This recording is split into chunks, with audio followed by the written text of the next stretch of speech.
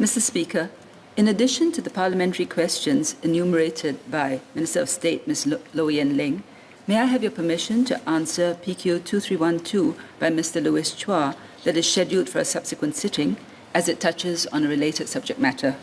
Please do. MOS Low Yen Ling has just provided an overview of the inflation outlook, including second-round inflation effects, which Mr. Satyani Supat asked about, and the government's overall approach to managing inflation. I would like, in addition, to emphasize the following 2 points.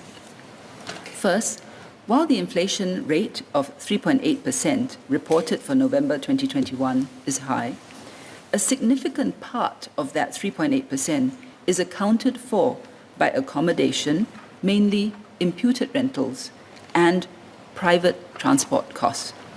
However, most Singaporeans live in owner-occupied homes and use public transport. As such, the MAS core inflation measure, which excludes accommodation and private transport costs, would more accurately reflect the actual inflation experienced by most Singaporeans. MAS core inflation was at 1.6% year-on-year in November 2021. Second, a significant share of the recent rise in core prices is being driven by global factors. Higher energy prices have had an impact on utilities bills, while global food prices and supply chain disruptions have affected prices of non-cooked food locally. The sharp rise in global energy and food prices is expected to be temporary and should subside as bottlenecks are resolved and supply improves to better meet demand. But that said, the government understands the concerns of Singaporeans about these cost increases and empathizes with the very real pressures felt by individuals and households. The government has been working hard to help Singaporeans with these costs in a number of ways. First, through our economic and fiscal strategies. MOS Low has given a comprehensive review on how the government keeps our economy competitive, ensures sustainable real wage growth, manages business costs, and has allowed the Singapore dollar to strengthen to mitigate inflation. Second, the government also directly helps Singaporeans with the cost of living. As mentioned, 2 key drivers of core inflation are higher global fuel costs and food prices, leading to higher prices for utilities and groceries. The government has been directly shielding the majority of Singaporeans from the full impact of the cost increases for these items and is continuing to do so. To help with the cost of utilities, the government provides quarterly GST U-Save rebates to HDB households as part of the permanent GST voucher scheme. All eligible HDB households received a tranche of U-Save rebates this month. In Budget 2021, the government provided an additional 50% of U-Save rebates for all U-Save recipients, which was paid out in April and July 2021. This additional 50% on top of the permanent U-Save rebate has helped HDB households to substantially defray the cost of their utility bills. HDB 1 to 2 room households received $595 in U-Save rebates in FY 2021, equivalent to about 4.5 to 6 months of their utilities bills on average, even after the increase in the electricity tariff this month. HDB 3 and 4 room households received $535 and $475 in U-Save rebates, equivalent to 3 months and 1.5 months of their utilities bills in FY 2021, respectively.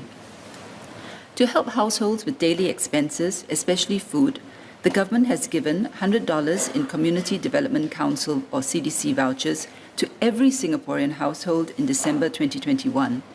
In addition, Singaporeans living in HDB 1 to 2 room flats would also have received $100 in grocery vouchers in October 2021. This would help with the increased spending during the year-end and the New Year festive period. We have also begun distributing 600,000 public transport vouchers of $30 each to help lower-income households amid the public transport fare adjustment. These payouts are over and above the regular GST voucher cash payouts of up to $300, service and conservancy charges or S&CC rebates of between 1.5 to 3.5 months, silver support of between $720 to $3,600 per year for seniors who had low incomes in their working years, and the workfare income supplement of up to $4,000 per year in cash and CPF top-ups for lower wage workers. Mr. Liang Eng Hwa asked whether we have the fiscal resources to help Singaporeans with the cost of living. I would like to assure Mr. Liang that we will give priority in our fiscal plans to help Singaporeans manage. As we prepare for Budget 2022, we are assessing the situation carefully and reviewing the scope of household support measures. Mr. Louis Chua and Mr. Ang Wei Neng asked about mitigating or delaying increases on fees charged by ministries and statutory boards. The government will do its best to keep costs and in turn fees as low as possible to provide the best value to the public. We froze fee increases in 2020 on account of the sudden COVID-19 crisis, but we cannot do so indefinitely. As fees are raised, we will continue to provide support to those who need it most.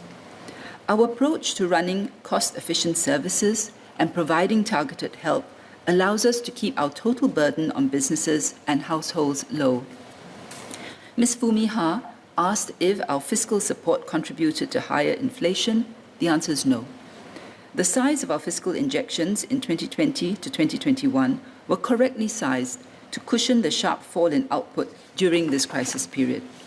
Much of our support over the last 2 years has been to relieve costs through schemes such as the job support and rental support schemes. These not only helped save jobs and incomes, but also had less impact to inflation.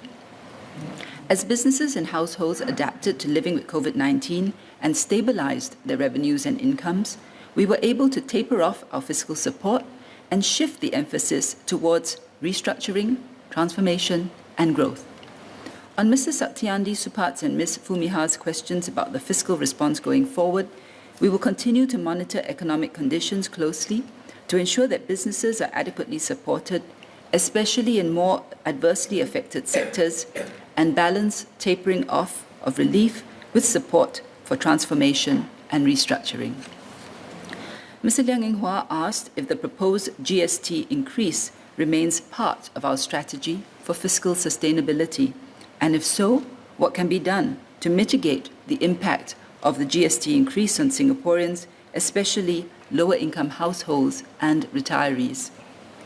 We need sound fiscal foundations, not just to provide support to households and businesses when needed, but also to meet our collective aspirations: affordable healthcare, quality education, and a safe and secure home in a responsible and sustainable way. The GST, together with our income and wealth taxes, are important parts of a sound revenue structure that will enable us to provide care, support, and a strong social compact. Even as we keep our finances on a sound and stable footing, we will ensure that our overall system of taxes and transfers remains a fair and progressive one. We will also significantly mitigate the impact of the GST rate increase on Singaporeans through the assurance package. We have already set aside $6 billion for this package to provide direct cash and other support to Singaporeans. Such support will effectively delay the impact of the GST rate increase by at least 5 years for the majority of Singaporean households. This means that for most households, the actual impact of the GST increase will only be felt 5 years after implementation. Lower-income households will receive more support under the assurance package, and for this group, the impact of the GST rate increase will be pushed back by about 10 years. To sum up, while global inflationary pressures have been a significant driver of the recent rise in core inflation, the government has shielded and continues to shield Singaporean households from much of these price pressures. We will continue to review and improve ways to support Singaporeans, particularly lower-income households, seniors, and those with greater needs.